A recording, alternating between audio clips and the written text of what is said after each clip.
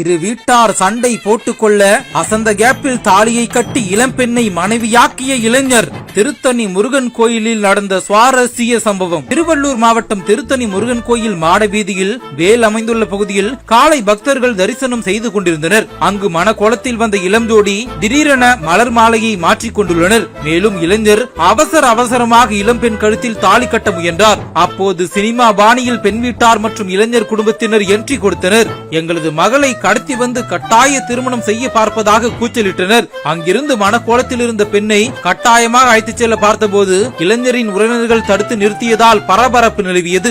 ஒருபுறம் இரு வீட்டாரும் வாக்குவாதத்தில் இருந்தபோதே திடீரென்று கேப்பை பயன்படுத்திக் கொண்டு இளம்பெண் கழுத்தில் இளைஞர் தாலி கட்டி திருமணத்தை நடத்தி முடித்தார். மேலும் உச்சகட்ட பரபரப்பு நிலவியது. அனுமதியின்றி கோயில் சன்னதியில் திருமணம் தொடர்பாக கோயில் அலுவலர் தகவலின் பேரில் போலீசார் இருவரையும் மகளிர் காவல் நிலையம் அழைத்துச் சென்று விசாரணை நடத்தினர். அப்போது பொதட்டுப்பேட்டையைச் சேர்ந்த சுந்தரம் என்பவரின் மகன் 21 வயதாகும் உமாபதி என்பதும், பொம்மராஜுபேட்டை கிராமத்தைச் சேர்ந்த ஹேமாச்சலம் என்பவரின் மகள் 19 வயது ரீட்டா என்பதும் தெரிய வந்தது. இந்த நிலையில் திருமணத்திற்கு பெற்றோர் சம்மதிக்காததால் திருத்தணி கோயில் சன்னதியில் திருமணம் செய்து கொண்டதாக தெரிவித்தனர். இருவரும் மேஜர் என்பதால் போலீசார் பத்திரமாக மணமக்களை அனுப்பி வைத்தனர்.